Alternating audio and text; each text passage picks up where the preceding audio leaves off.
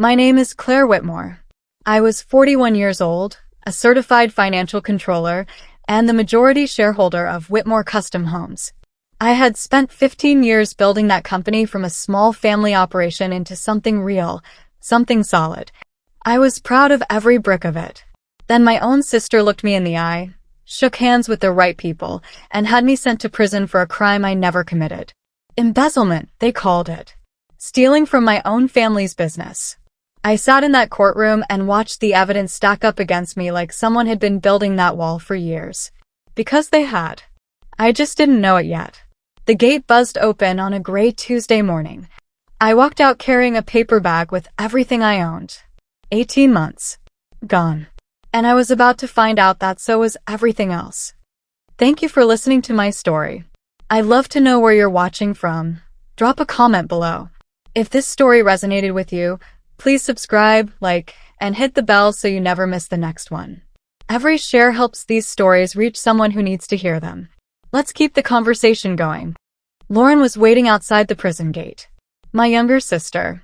She was wearing a cream blazer and her hair was perfectly done, like she had come from a board meeting rather than a prison pickup. She hugged me the way you hug a stranger at a funeral, stiff, quick, pulling back before it could mean anything. We saved the house, she said. Just like that. No welcome back. No, I missed you. Just those 4 words, like she was handing me a receipt. I didn't answer. I watched the road through the passenger window the whole drive, trying to breathe normally. Something felt wrong in my stomach, the way it feels before a storm when the air changes. I told myself I was just tired. 18 months of a prison bunk will make anyone paranoid. But I had learned to trust that feeling a long time ago. I just hadn't listened to it soon enough. I asked Lauren to drop me at the bank before anything else. I needed to see where I stood financially. I needed a number, something concrete to hold on to. The branch was quiet that afternoon. A young teller with kind eyes pulled up my account, and I watched her face change. It was subtle, just a slight tightening around her mouth, but I saw it. She excused herself and came back with a printed statement. She slid it across the counter like it might burn us both. Negative $412,000. I read it 3 times. 3 mortgages I had never signed for. 2 credit cards pushed to their limit. A business loan with my name on every page. I had been sitting in a prison cell for 18 months. I hadn't touched a pen or a phone or a bank terminal. Someone had walked into this bank, used my name, used my face, used my life, and spent it down to nothing. I stood at that counter and felt the floor shift under me. The teller was speaking, but her words sounded far away. I gripped the edge of the counter and made myself breathe. In and out. Slow. I had survived 18 months in prison for something I didn't do. I was not going to fall apart in a bank lobby. I asked her quietly who had processed these accounts. She hesitated. She said she wasn't sure she could share that. I nodded. I understood. Then she leaned forward slightly and said, "Mrs. Whitmore, I think you should speak to our manager." Her voice was careful, like she was choosing every word. I nodded again and straightened my back. Whatever was waiting in that office, I needed to face it standing up. The teller picked up her phone. She made a short call. She pointed me toward a door at the end of the hall and said, "He's ready for you." The manager's office was small and neat. A desk with nothing unnecessary on it. A window that looked out onto the parking lot. The man behind the desk stood when I walked in and extended his hand. His name was Daniel Reeves. He was calm in the way that serious people are calm. Not relaxed, but controlled. He gestured to the chair across from him and waited until I sat before he did. Then he opened a folder and laid several documents in front of me without saying anything. Loan applications. Credit agreements. A mortgage extension. Every single one had my signature at the bottom. I studied them for a long moment. The handwriting was extraordinary. I had a very particular way of signing my name, a habit I had developed over years of signing contracts. Whoever had done this had practiced. Daniel watched me look at the documents. Then he said, "They were processed with full identity verification." He paused. "Including in-person confirmations." I looked up from the documents. "In person," I repeated. Daniel nodded slowly. He understood what that meant just as well as I did. Someone hadn't simply stolen my information or used a fake ID through the mail. Someone had walked into this bank, sat in this office or one like it, spoken to staff members face to face, answered security questions, signed forms. Someone had physically been me. I felt cold move through my chest. I asked Daniel how that was possible. He said he had been asking himself the same question since the teller flagged the account. He told me the transactions had been approved over a period of 14 months, starting just weeks after my sentencing. He told me they had not yet identified who was responsible. Then he paused, and I saw something shift behind his eyes. Not uncertainty, more like caution. Like a man about to show someone something they cannot unsee. He said, "The security footage from those visits is still archived." Daniel made 2 phone calls. Within 20 minutes, we were in a small back room with a monitor on the table and a USB drive that a young IT staff member plugged in without making eye contact with either of us. The footage was sorted by date. We started with the first loan application, 14 months ago, 3 weeks after my sentencing. The timestamp showed a Wednesday afternoon. The camera angle caught the front desk clearly. A woman walked in wearing dark glasses and a gray coat. She had my hair, or a very good match to it, pulled back the way I always wore it for professional meetings.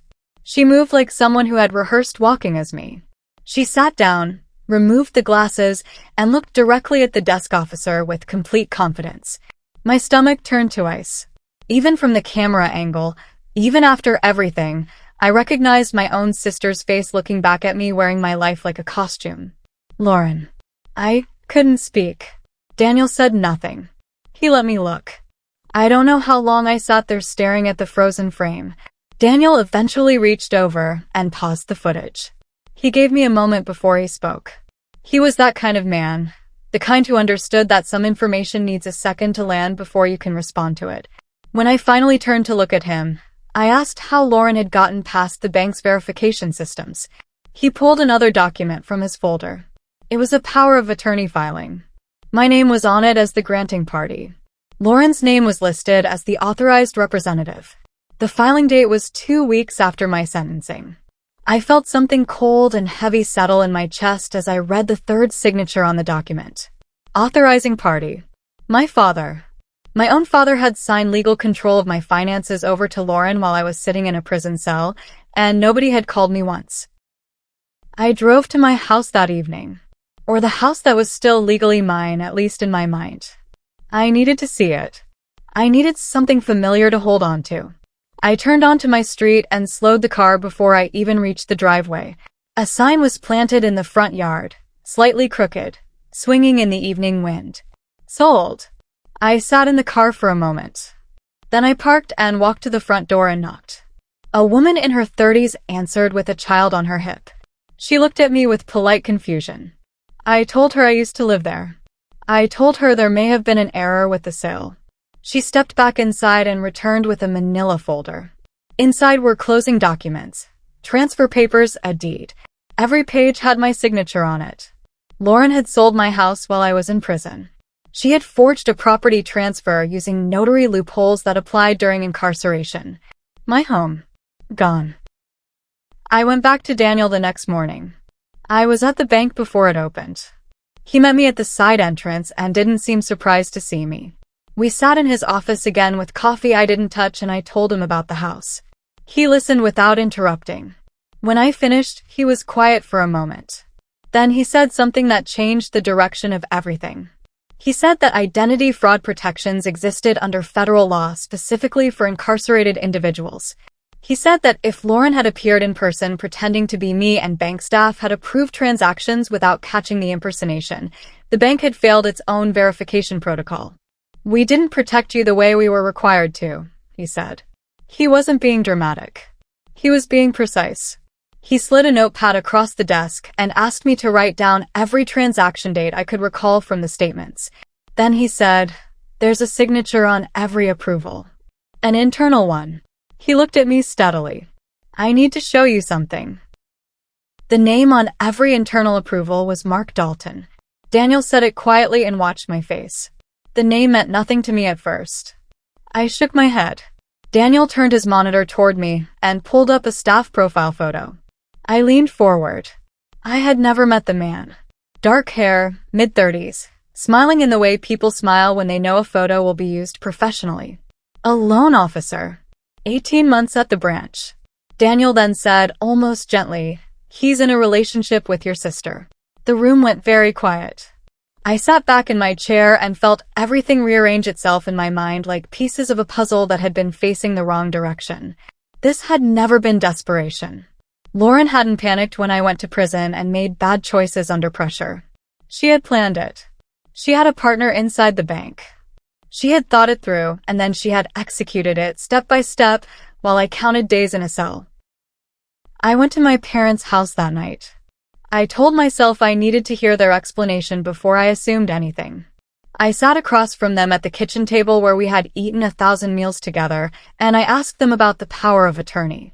My mother looked at her hands. My father looked at me with an expression I had never seen on his face before, not guilt exactly, but something close to it mixed with something harder. He said Lauren had needed to manage the assets while I was away. He said the family business couldn't wait. My mother added that Lauren had been under enormous pressure. Then my father said something that I will never forget. He said they thought I wouldn't be out this soon. They had expected a longer sentence. They didn't say they were sorry. They didn't say they hadn't known about the loans. They sat in the kitchen where I grew up and told me, without using those words, that they had known. And they had let it happen. I didn't scream. I didn't cry. I drove back to the small room I was renting and I sat on the edge of the bed and I made a list. Everything I knew. Everything I could prove. Everything that still needed evidence. I had learned something in prison that I hadn't expected to learn there. Patience. When you have no control over time, you stop fighting it and you start using it. Daniel had already told me he was beginning an internal audit, quietly, without alerting anyone on staff yet.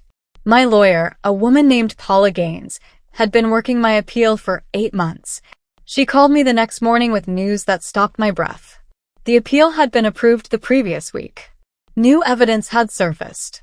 I asked her what kind of evidence. She told me that forensic accountants, digging into Whitmore Custom Homes on behalf of the court, had traced the original embezzlement funds. They had followed the money to a set of shell accounts. The accounts were linked to Lauren's husband. Lauren had framed me. Not on impulse. Not in a moment of desperation. She had built the trap deliberately over years, removing me as the majority shareholder so she and her husband could take control of Whitmore Custom Homes. The embezzlement I had gone to prison for, the funds that had vanished from company accounts, had been routed by her through shell companies while my name was attached to every transaction as the controller. She had known exactly how to make it look like me because she had watched me work for 15 years. Paula told me prosecutors were reopening the original case. I sat with that information for a long time after the call ended. 18 months. I had given 18 months of my life to a trap my own sister had built and baited. I thought about screaming. I thought about driving straight to Lauren's apartment. Instead, I opened my notebook and kept writing my list. The truth was already moving. I just needed to stay out of its way. Daniel called me 4 days later. His voice was steady, but there was an edge to it that hadn't been there before. The internal audit had found something significant. Compliance logs from the period covering Lauren's in-person visits had gaps. Records that should have been automatically generated were missing. Someone had deleted them. Daniel said it carefully, like a man who understood the weight of what he was saying. Mark Dalton had access to those systems. The audit had also flagged irregular approval speeds on every transaction tied to my accounts. Loans that should have required multiple reviews had been pushed through in under 48 hours. Mark had bypassed the standard process every single time. Daniel said he had notified the bank's board and that federal investigators had been contacted. He told me to make sure Paula knew. I called Paula immediately. She told me the timing was perfect. The prosecution team on the reopened case had been waiting for exactly this kind of corroboration. Things were tightening around Lauren and Mark quietly, from every direction.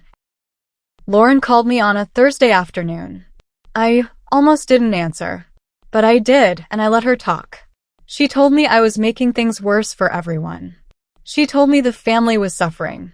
She said she understood I was upset, but that there were better ways to handle this than involving investigators and lawyers.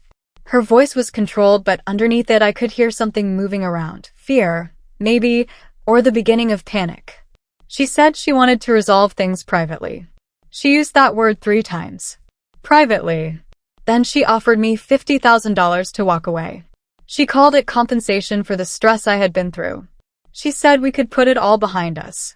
I let her finish. Then I told her I needed to think about it. I kept my voice calm and warm. I had already started recording 7 minutes earlier, the moment she mentioned a private settlement. Everything she said was legal to record in my state. I sent the file to Paula within the hour. Paula called the recording extraordinary. Lauren had not confessed to everything, but she had said enough.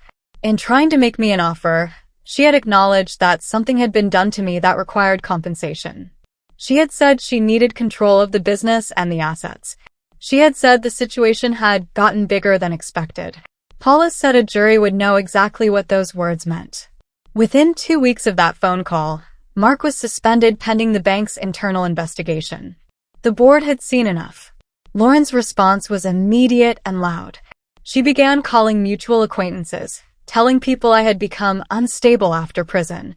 She said I was confused and paranoid and that I was tearing the family apart. A few people believed her. Most who knew me didn't. But it didn't matter either way. The audit results were in. The missing compliance logs were confirmed as deleted. The federal investigators had everything they needed. Lauren was screaming in the wrong direction while the ground was giving way beneath her. The full picture came out in stages, the way these things always do. Forensic accountants working across both the criminal and bank investigations eventually compiled a complete financial report. Over $1.8 million had moved through accounts in my name during my 18 months in prison. It wasn't just the loans and the credit cards. Lauren had liquidated 2 investment accounts I had built over a decade. She had transferred my retirement fund in 3 separate movements to avoid triggering automatic flags. She had even changed the beneficiary on a life insurance policy I had held since I was 29. The new beneficiary was Lauren herself. Daniel was the one who told me about the insurance policy. He sat across from me in his office and watched my face as I processed it. I remember looking at the document for a long moment and then setting it down very carefully on the desk. This had never just been about money or the company. She had increased my coverage amount and made herself the beneficiary while I was locked in a cell. She had been preparing for a version of events where I didn't come back at all. Mark was arrested first. I heard about it from Paula, who heard from the federal investigation team. 2 days later, Lauren was served at her apartment on a Wednesday morning. Paula told me a neighbor had described Lauren screaming my name as the officers walked her out. Screaming it like I had done something to her. Like I was the one who had caused all of this. I didn't feel the satisfaction I thought I would feel. I felt tired in a way that went deeper than sleep could fix. But underneath the tiredness was something solid, a quiet, steady sense that the ground was back under my feet. My parents released a public statement calling Lauren's actions a result of extreme stress and family pressure. They did not mention me. They did not call. When they were later asked to provide statements to investigators, they described Lauren as someone who had acted out of fear. Financial records introduced during the investigation showed they had each received large cash transfers from Lauren over the previous 18 months. They had not acted out of ignorance. They had been paid. The criminal trial moved faster than I expected. Lauren's legal team tried several approaches. They argued she had been acting under the power of attorney in good faith. They argued the loans were meant to preserve company assets. They argued that the power of attorney gave her broad authority. The prosecution dismantled every argument with the same tools: the security footage, the bank logs, the insurance policy change, the Shell account records, the recording of her phone call with me, and Mark's testimony. Mark had agreed to cooperate with prosecutors in exchange for a reduced charge. He sat in that witness box and described everything. How Lauren had approached him 6 months before my sentencing, telling him what she was planning.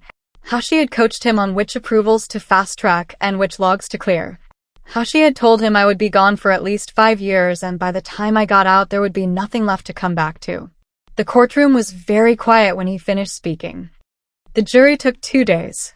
Guilty on identity fraud. Guilty on wire fraud. Guilty on conspiracy.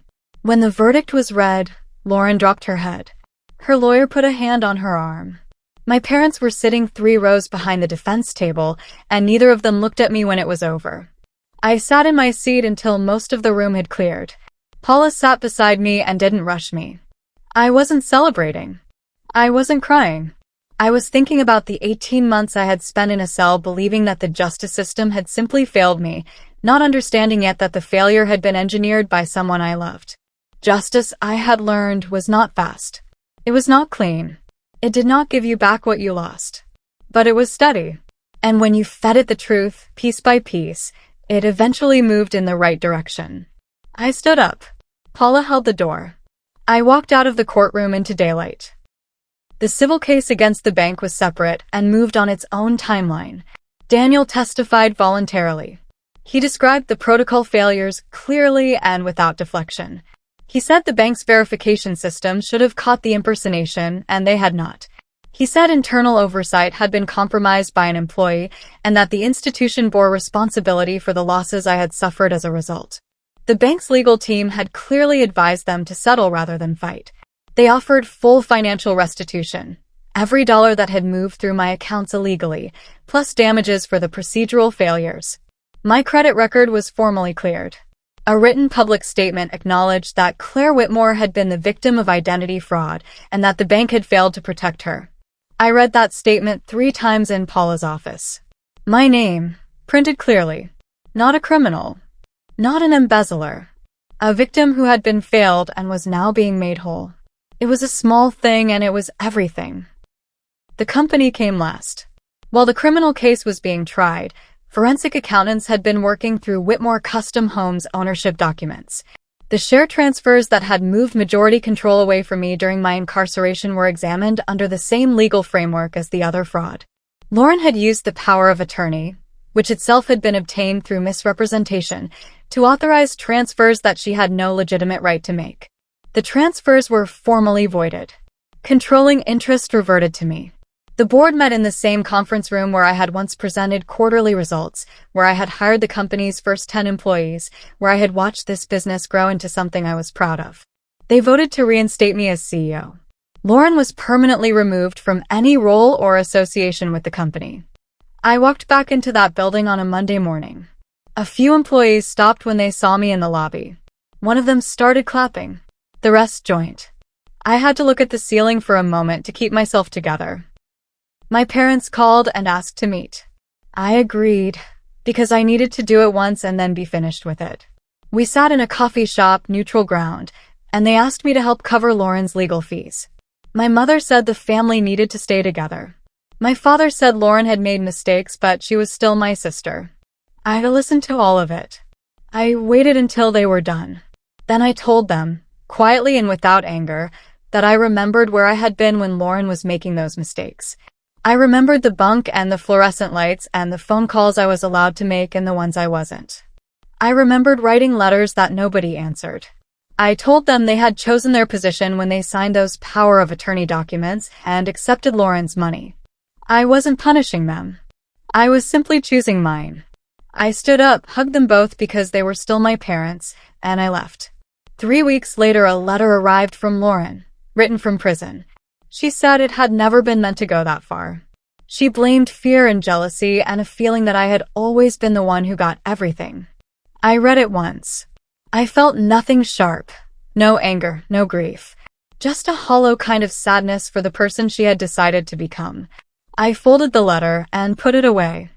Daniel called me on a Friday morning, 6 months after the verdicts. He asked if I could come by the bank. When I arrived, he handed me a final report compiled by the federal investigators. It contained one last piece of information that Paula had suspected but hadn't been able to confirm until now. The original anonymous tip that had triggered the embezzlement investigation, the one that had started everything, that had put my name in front of prosecutors and built the case that sent me to prison, had been traced. It had come from a protected email account. The account had been linked, through a chain of IP records and service logs, to Lauren. She hadn't just taken advantage of my imprisonment. She had engineered it. She had reported me. She had planted evidence and then reported herself as a concerned anonymous source, years before I ever saw the inside of a courtroom. She had built the trap long before she ever sprung it. I stood outside the bank afterward in the morning sun and breathed. My name was clear. My company was stable. My credit was restored. My sister was imprisoned. I had not screamed. I had not broken anything or anyone. I had simply told the truth, kept my records, and let the system do what systems are supposed to do when someone feeds them the right information. They stole my identity. They stole my home, my money, my freedom, and 18 months of my life. But they never once touched the thing that rebuilt everything. They never stole my integrity. And in the end, that was the only thing that mattered.